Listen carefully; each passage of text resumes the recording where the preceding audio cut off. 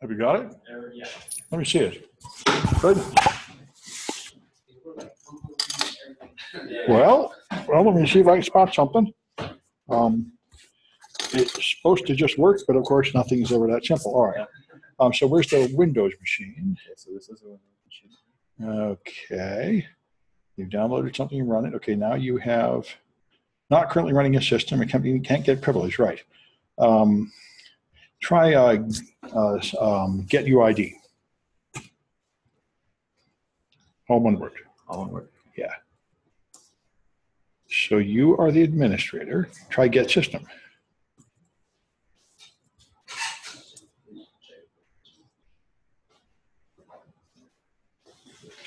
Is this the same thing as like work group or? It's all a work group. Domain is entirely different, but system is the account with higher privileges than administrator. And it looks like you can't get system, which is very strange. Let me see if I can spot something wrong with this Windows machine.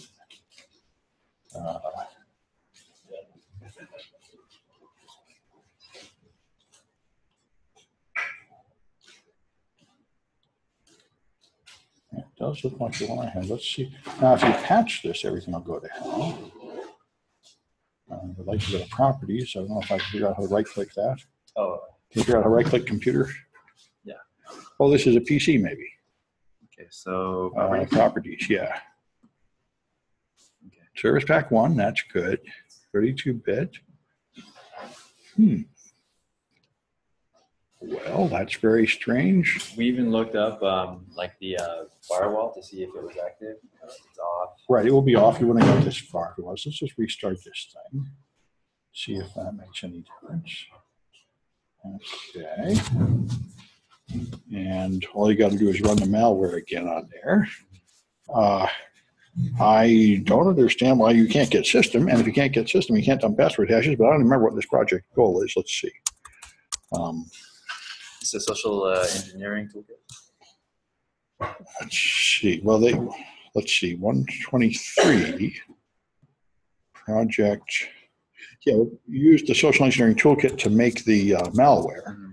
But once you got it, okay, now you got it. Yeah, okay, there. And then you get this. Okay, right. So let's run the malware on there. It's in the downloads folder or something, right? Yeah, could be. Oh, yeah, because this is VirtualBox. Oh, yeah, it's virtual. I mean, is that? But you, yes, it must be running bridge mode. Okay. All right, is that what you're doing? Right now it's NAT network. How can they see? Usually, they can't see each other. Yeah, I don't know. Yeah, that's just VirtualBox is a huge problem. They have like 6 networking modes and none of them work. It's ridiculous. All the NAT modes give you identical IP addresses. The machines can't see each other. The only way to run anything in VirtualBox is to run them as far as the only way I've seen anything you see is to run everything in bridge mode. Otherwise, the machines can't see each other. The fact that you got get UID makes me think they could see each other, though. Let's see. Go into your Windows machine and check its IP address. Perhaps you somehow you just have to press control. However you're going to write. Go ahead. It's Good. Funky, so. That's fine. Sure. But if you can get the session, then you'll be able to see each other. Mm-hmm. Just run IP config. Let's see what your IP address is. That's right. You got to wait 15 seconds. All right.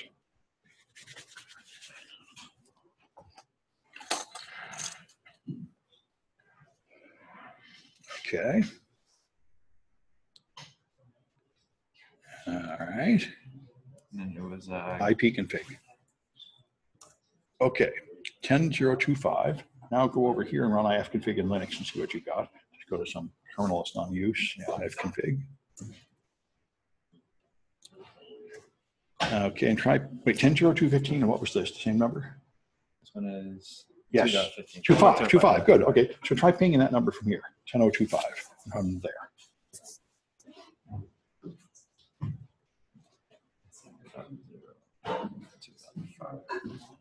Okay, well, there, all right then. Do a Control C.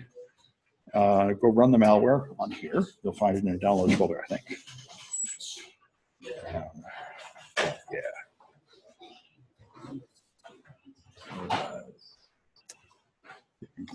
down here. Oh, there, I get to download. All right. There, run one of them. I don't know which one. You'll know. Oh, it's working. Good. So go back to here.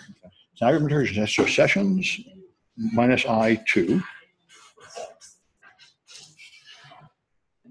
Interactive session 2. Good. Okay, load Mimikatz.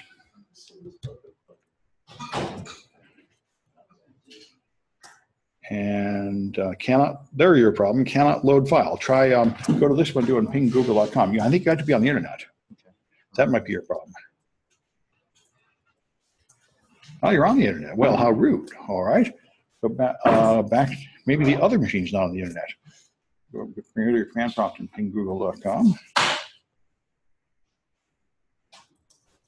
No, they are. All right. Well, that's the problem. Can't load Mimikatz. Go back to here. Cannot load user share Metasploit framework plugins Mimikatz. Go back to here and locate Mimikatz. Somehow your Mimikatz is not in the right place.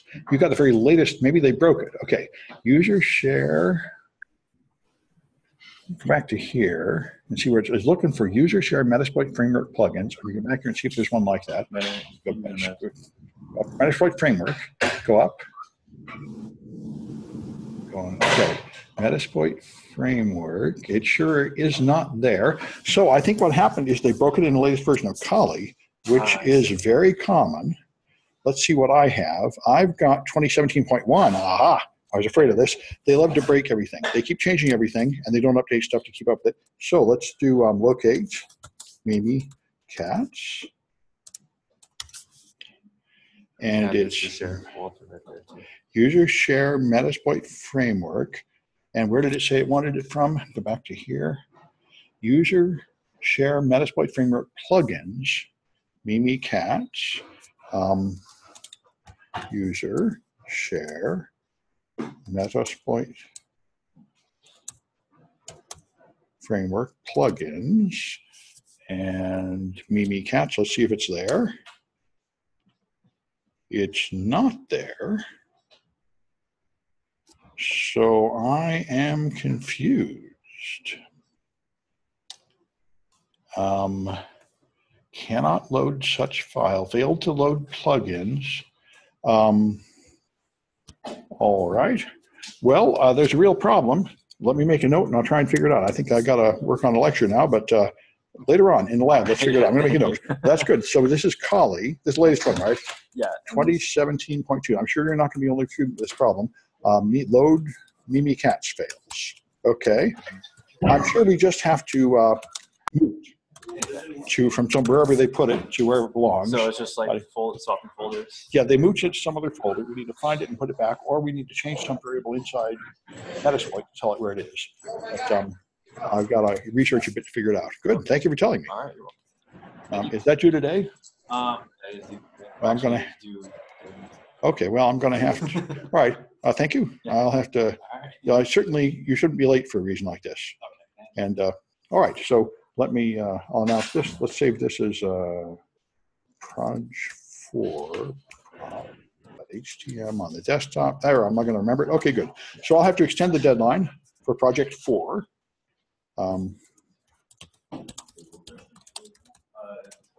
All right. Good. So let's see. I might have people on the share. I think I heard a noise. Yeah. Yeah, good. I got several people on the. Here's a chat. Yes. What version of Corley have you got? Corley 2017.1.1.686. Right. If you have 2017.1, it works. But if you have 2017.2, Mimikatz doesn't work anymore. They broke it. So I'm going to extend the deadline of project 4 by a week or two, and I'll no, leave it alone. 2017.1 works fine. I think it's the official one, and this is something to get used to. This happens all the time. They keep on upgrading Corley, and every time they do, they break all kinds of stuff. And you spend the next 6 months trying to figure out how to make your tools work. Yeah. And if you do, Mimikatz will quit working, but probably some new features will come. This is what you get for using hacking tools. They don't have much of a QA process. patch that, or we'll just go on with something? Oh, they'll only patch it if somebody involved in the project cares about this tool. If they don't use it, then they don't care and they move forward. Or if it's, anyways, what will happen though is before, usually a few weeks, something important like Mimikatz, there'll be a blog of somebody telling how to do it. So I'll try and figure it out, and I may modify the project not to use Mimikatz for the time being or something. We'll see. Is that a pretty big? Mimikatz is pretty important, yeah. But there are other tools that do the same thing. There's one called Windows Credential Editor. Although that doesn't have all the features of Mimikatz, it does what we're doing there.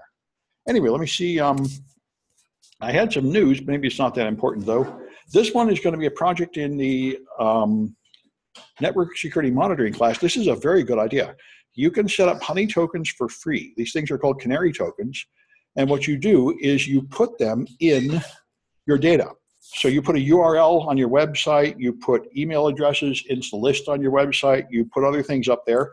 And then when somebody steals your data and tries to use it, you detect it because there's a server listening for the use of any of those objects.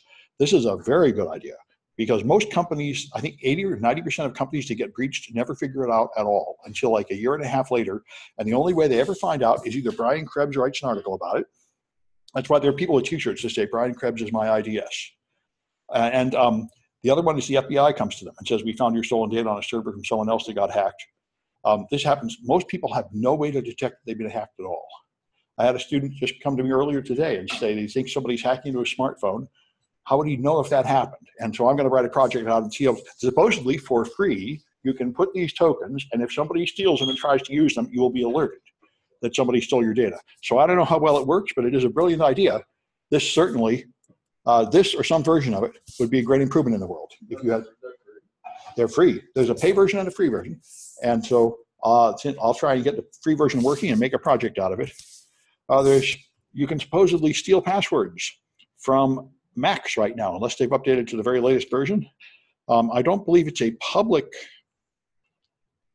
exploit, but it might be. Anyway, there is. Yeah.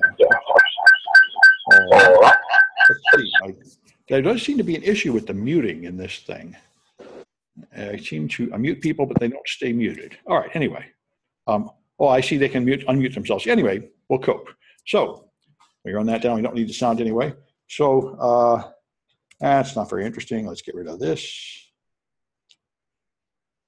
Yeah. Irritating things that don't work. This one's kind of interesting. This guy, they impounded his phone or his laptop, and he refused to give the password in Britain. What is these red lines? Somebody's drawing things on a screen. Neat. Anyway, and they've locked him up. So British law seems to say you must hand over your passwords. Now I wonder what in the world's going on here. Wonder if it's got something to do with Zoom.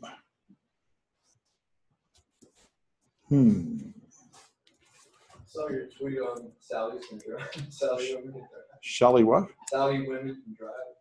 Yeah, Saudi women can now drive. Yes, or soon. I'm just a little distracted by this funny thing on my desktop. I don't know how it got there, and I don't know what it is. I don't know how to get rid of it. I'm going to stop the Zoom share, and I'll start another. I think this may be some kind of drawing function of Zoom. Like this, it's some kind of annotate. Okay, I turned this thing on. How do you clear? Clear all drawing. Oh, good. All right. Yay. All right. No, I hate this stuff. Everybody has to put 100 features in their product. And I remember a friend of mine bought a camera and has a 100-page book. And she, I just want to point and click. And so anyway, developers all have ADD and they add 100 features. That's why I thought Apple was the only king of this stuff. Apple would give you a device with one button that did what you cared about and not 100 options. Anyway, so we're more or less online. We're even on at the right time here. All right, so that's my scheduling note. I'm going to delay Project 4 for a while. If you have the very latest version of Kali, Project 4 doesn't work, and I'm going to try and figure that out after class. All right, let's get rid of this. And I've got slides here, and I've got some fun stuff for you today, some stuff that happened just last night. All right. So we're up to footprinting and social engineering. Oh, and let me open up a Twitter page so that the remote viewers can tweet to me if they want. And then I would hopefully notice a tweet box should pop up telling me if something is wrong with you poor remote people who tend to get hosed. Hide thumbnail video. Sure, hide that. How about hiding it more? Okay, anyway. All right. So we're going to talk about some of the web tools you use to footprint, which is looking from the outside of a network to find out what they're using. And this is also called competitive intelligence. It's an old business technique. When I used to work for an escrow agency, refunding money to people who had had it stolen from them by various crooked businesses, I was on the phones at one time answering claimants calling, and they warned us that a considerable number of those calls were attorneys. The attorneys on our side would call us to make sure we were saying the right thing, and the attorneys from other companies and employees from other companies would call us to see what we were saying and what we were doing. And that's legal. This happens all the time. You try to find out what your competitors are doing, how much they're charging, and things like that. And then we'll talk about zone transfers and social engineering. So the point of footprinting is to look over the target and try to figure out what the weaknesses are, what kind of locks they have, and what kind of network security they have. There are a lot of tools out there. Google Groups is very useful. There used to be long ago something called Usenet, back in the days of like IRC and such, and Google bought it about a decade ago and added it to their index so you can Google search it. And this is a place where a lot of technical people go to get help. Now a lot of them go to places like Stack Exchange and Server Fault and stuff, but there's a bunch of online forums, and a great many people post things in the online forums about the security problems at their network and the technical problems, and you can deduce things from that. Sam Spade is a tool that's been around for a really long time. It was originally mainly focused to help people try to figure out who was sending them spam by interpreting the email headers. It's still around, although I think the main website that handed it out was gone. Some student tried to use it and couldn't find it. One good place to find old tools is majorgeeks.com. They have pretty good copies of tools that don't have malware in them as far as I know. Anyway, and there's a lot of other tools that have been around, but I'm just going to show you some of the newer ones. Some of these are really old, like Peros, but some of them are still in use, like MultiGo.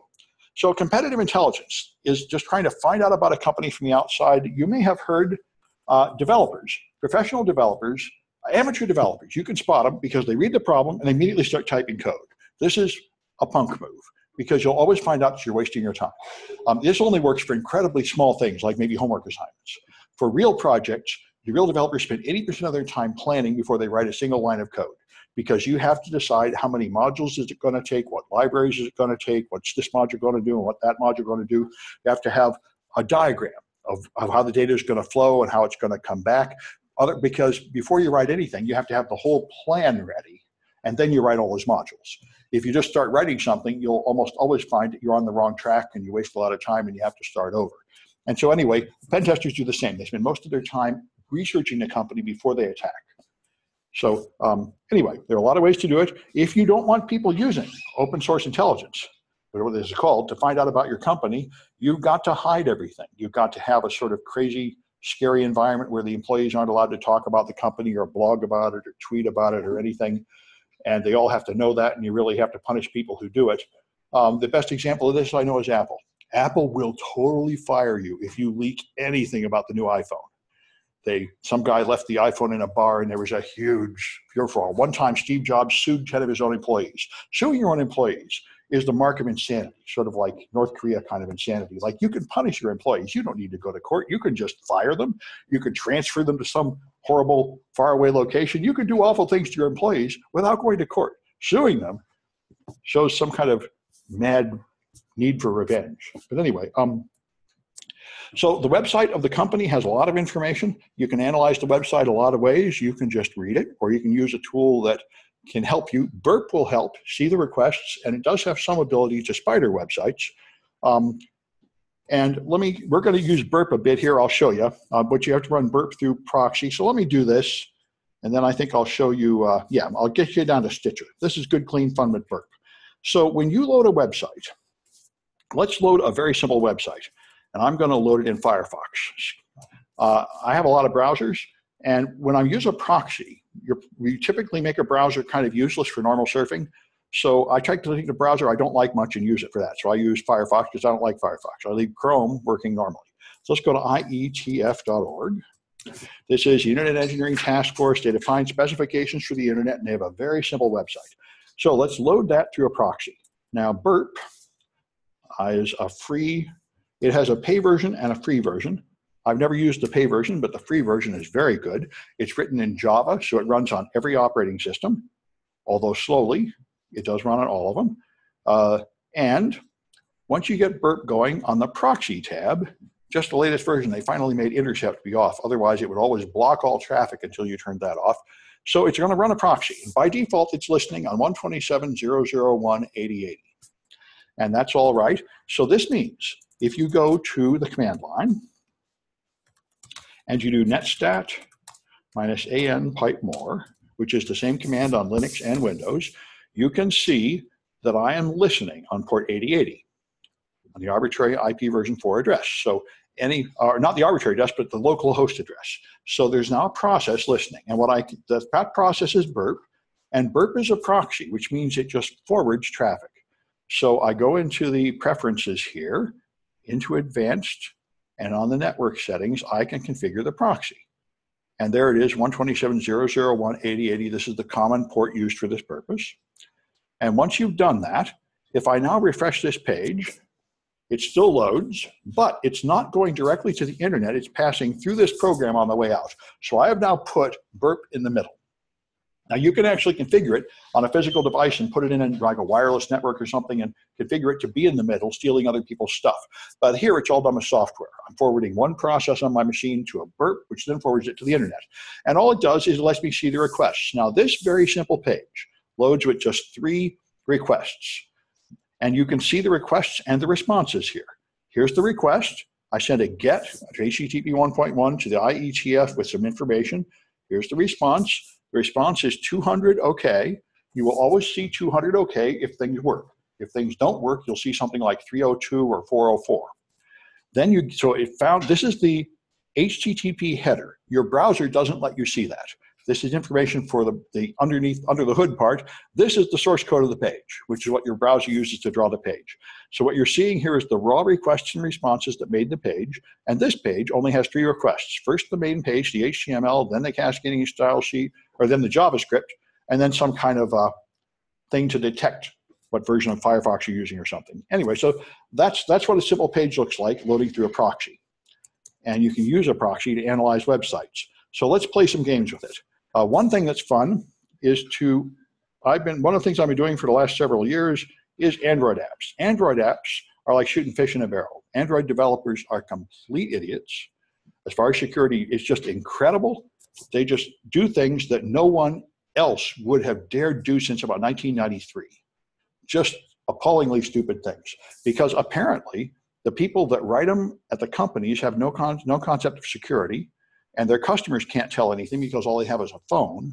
So you can just make an app that does appalling things and nobody will notice for a while. So I've been finding them and telling them, and nobody much cares. But anyway, so here is my Android phone, and I'm going to configure it to go through burp. So you can hold down the button here and modify the network in your Android settings and go down here, and there's my proxy. So I'm going to have to make burp listen on a public address. So I go here and I make it listen on all interfaces. Yes, I want to listen to all interfaces, even though that's arguably a poor security move because it means someone else in the room could in principle use my burp, but that's not the threat I'm worried about right now. So now I got to put that number in here, which is, yeah, I really care about Snapchat. 147, 144, 197, 251.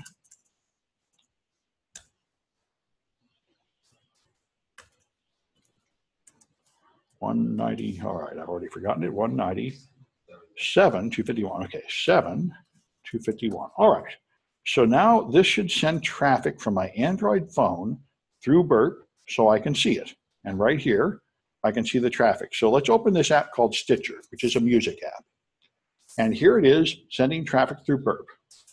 So here's the gets and posts and stuff that built this Stitcher page. And the part that's interesting to me is the login. So let's clear history. I don't care about this old stuff. What I care about is this. I'm going to log in as test@aol.com with a password of AAAA. Okay, now I log in, and here's the data that went to Stitcher. And if I hit this button, it will sort it into parameters. And if I zoom in here, you can see it sent a GET request to Stitcher server, and that has a variable called EPX, and EPX is 2x, 2x, 2x, 2x. My password was 4 A's. So you might see their fantastic use of encryption here. They have changed A into 2x.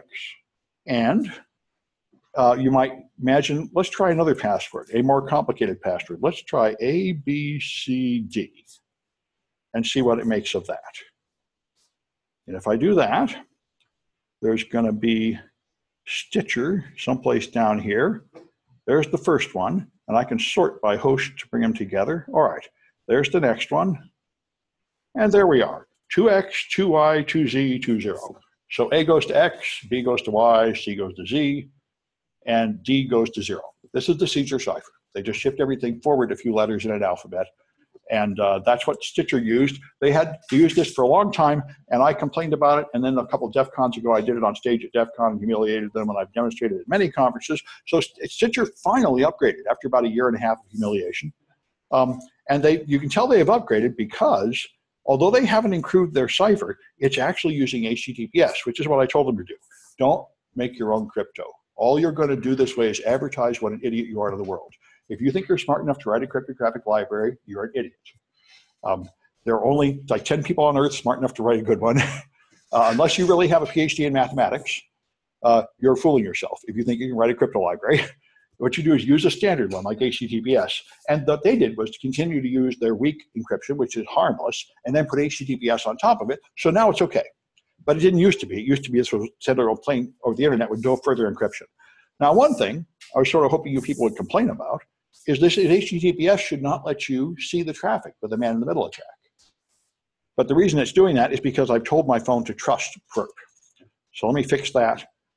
If I get rid of the certificate, which you find here in security, and I remove trusted credentials, clear credentials. So let's take a look here. Trusted credentials, this is worth mentioning. Here's the system's trusted credentials, which I mentioned before. I trust someone from Turkey, these people from Germany, any of these 100 people can sign any app, anything these people say, my phone will believe it's true. Affirm Trust, America Onel, Baltimore, and the government of China.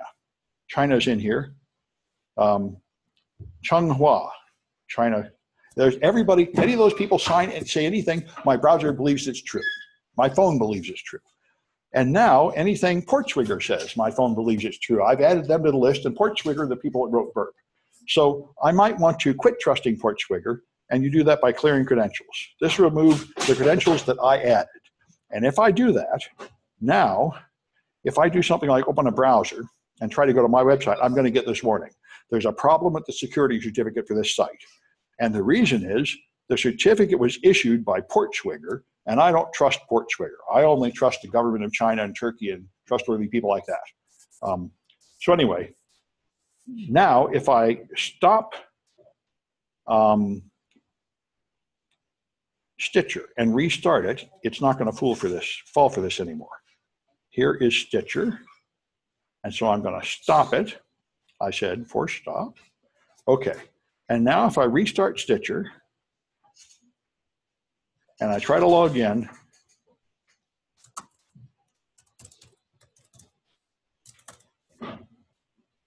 it's going to tell me they couldn't reach Stitcher at this time. That is the correct answer. It tried to make an HTTPS connection. It got a certificate from Portswigger because the man in the middle is trying to give it a fake encryption key so Burp can read the traffic, and it won't fall for that. It'll warn you. It can't really reach Stitcher. There's some kind of traffic problem. That's a fair thing to tell the user.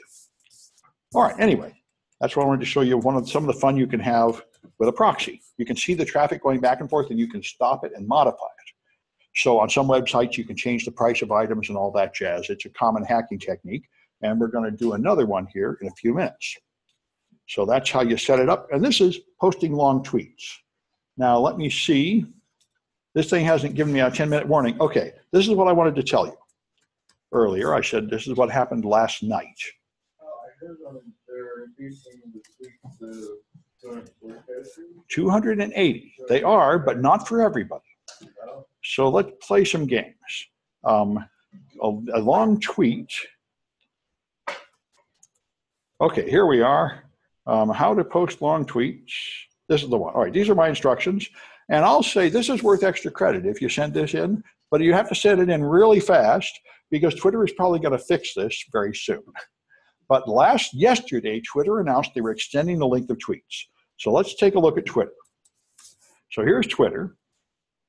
And if you have a Twitter account and you want to say something, you can say stuff.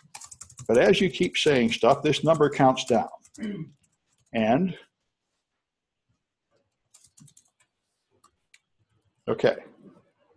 So now it's -4, and I can't tweet that. If I try to click the button, it won't let me click it because I'm not one of the privileged few. There's a small number of people, God knows how they were chosen, that are now allowed to post tweets double length, 280 characters, but I'm not one of them, so I can't do it. But I can. A few people figured out how. So if you are viewing a website and you don't like it, you can modify it in Chrome. You can right-click an element, like why is this button grayed out? I don't like that. Let's inspect that button. And it will show you the code that drew that button. And you notice there's a thing here that says disabled. And there should be another one that says disabled someplace up here. And if I can't find it, I may not be able to do what I'm planning to do here. Let me go back to this one here. Right-click, inspect. Okay, I see a disabled there.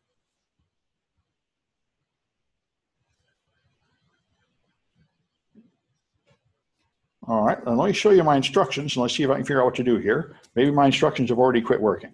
So I put in a long thing, I inspect. I'm supposed to see button class tweet action disabled and button disabled. Let's see if that's what I see. Button class. I'm losing my mind. All right, I'm going to close this and try it again. It is easy to get lost in the junk.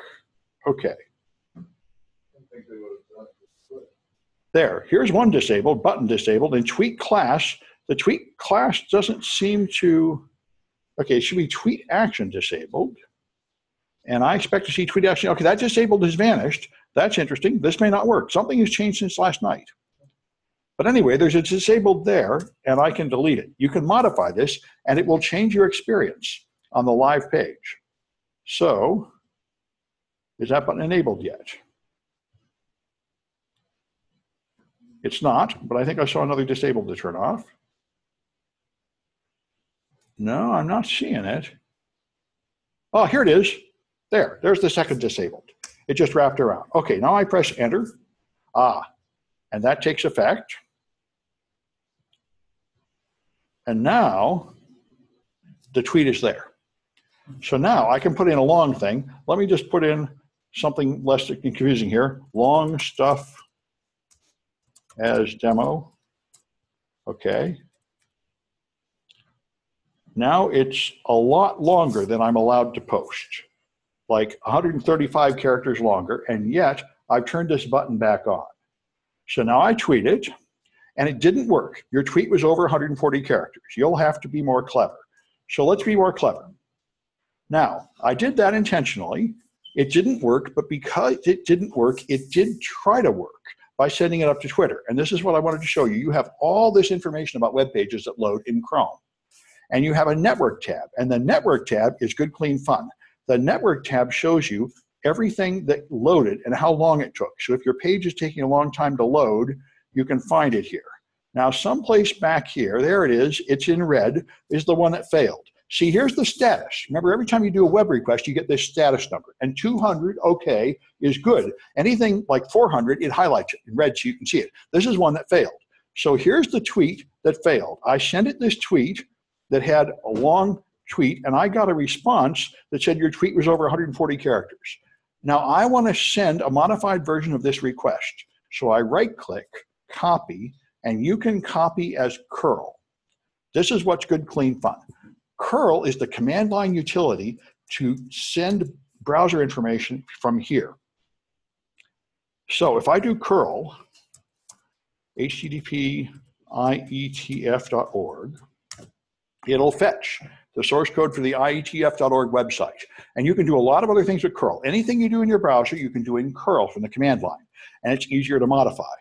So let me save this data in a text editor because I'm going to have to modify it. So here's a text editor. Here's what I got for saving it. Now I'm going to make this down here. All right, so here's what you got. Curl Twitter, all this jazz. Notice that there's a URL here going to Twitter's tweet/create, and then there's a whole bunch of other stuff, authorization tokens and all sorts of stuff. The point is, all I have to do is modify that. I got 10 minutes, that's long enough. Stay with free. All right, so so now I go to curl, and I have to add this to the end of the URL. Weighted character count equals true. This is a cute trick.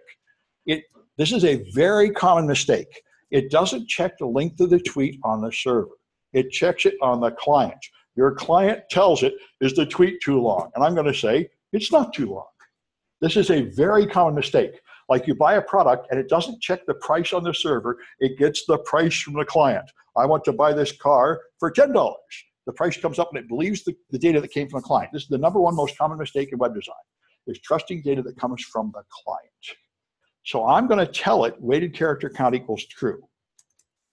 And that goes here in my tweet, in my stream here. Okay, let's make this bigger. Okay, weighted character count equals true, right there with a question mark. Now I've added a parameter to my request that tells it this request is not too long.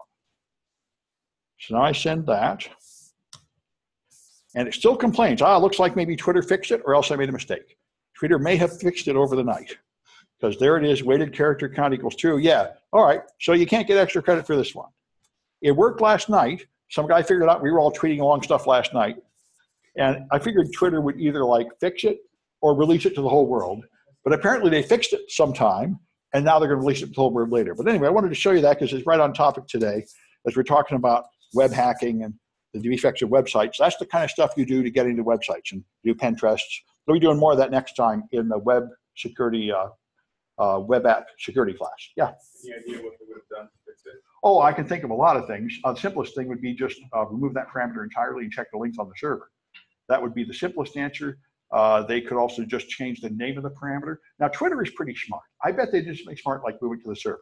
If it was somebody like the people I report vulnerabilities to, like Staples, I reported a vulnerability to Staples, and they made a fix that was incredibly lame.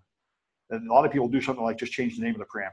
So that exact attack stops working, and they don't have to make any other changes. And that's a common mistake. But Twitter, I imagine, probably did something smart. On the other hand, if I was Twitter, I might say, I just don't care. We're going to roll out this feature in a week or two. Let the hackers have it a few weeks early. Just let them have fun. But anyway, I think they patched it, or else I just made a mistake doing it. Anyway, so your proxy can intercept requests and modify them on the way out, modify the response coming back. And some proxies also contain spiders. Spiders are used to get all the data from a site. Spiders are what Google uses, and Yahoo and Bing to just hunt on the whole internet for things. It loads the main page, it looks for links, it clicks all the links, loads those pages, clicks those links, and tries to find everything on the page. That's what a spider does, hopping from place to place. And some of them even have vulnerability scanners, which are somewhat risky to run without authorization because some of them make a lot of traffic and can bring things down. Z-Attack Proxy from OWASP is one that will do vulnerability scanning. And it seems pretty good, actually. Tamper Data is a Firefox plugin that will do a very simple version of proxies where it just lets you see parameters on the way out and modify them. So it's useful for simple things like cheating on games and stuff. But learning how to use burp is much more powerful. And like I say, Chrome developer tools are very nice to help you see why your page is loading wrong, see the requests and responses. And one good thing about that is you can see encrypted traffic without any problem because it shows you the traffic before it's encrypted to go over the network. So even HTTPS traffic looks fine in Chrome developer tools, whereas if you look at it in Wireshark, it's all encrypted and you can't see the contents. And if you look at it in burp, it's not going to be readable unless you tell your browser to trust the burp certificate and accept the fake encryption keys that burp can decrypt. But by default, it'll be encrypted with something burp can't open. So there's the timeline. Like I said before, if you have a web page that's loading a lot of stuff and suddenly your web page takes too long to load, you can look here and see which part of it is taking too long to load. All right, Whois is a common tool. You get it free with every internet service provider contract. If you want to know who's running a website, you just do Whois, twitter.com. Anybody with a website has to fill out this page when they get a website, and it will tell you something. This one just tells me domain abuse, the email to contact the user. It doesn't give me a phone number or anything. A lot of others do, like I think ccsf.edu does. Gives you a real human's name and phone number. Yep, there it is. The technical contact, that's Tim, the guy that gave the talk here. He's up there as the technical contact for the college. You got his real phone number, his real email address, which is what most legitimate businesses do. If you have some problem with my website, I want to hear it. I don't want people hunting, trying to tell me. I want to hear it. You know, I'm serious. That website is professional product. You know, if something bad is happening, I don't want to be hiding. There's a command called host you can use to resolve a domain name, and you can also use it to try to do a zone transfer. And like say, SamSpade is this old-fashioned tool that does some of these things in a sort of cute Windows GUI. But you can do them from the command line too. MultiGo is a open source intelligence tool that will try to prowl the web and search for people and search for whoever they're connected to and decide who's connected to who. So if somebody sends you spam or something you don't like, you can then find out what other things are hosted at the same IP address. Some other things are somehow connected to it in other ways. So you can usually find what other companies this shady company is connected to, or so people say. I haven't had much luck using it, but I haven't done much of that kind of research. People pay a lot of money to get the professional version of this thing, so apparently it's useful in the right hands, which is not me. 3 minutes left. I think we're just coming up to the cahoots. So here's some stuff about what MultiGo does. All right, I'm going to have to stop the Zoom session and come back because we're going too far to get to the cahoots. So I will be right back for you remote users.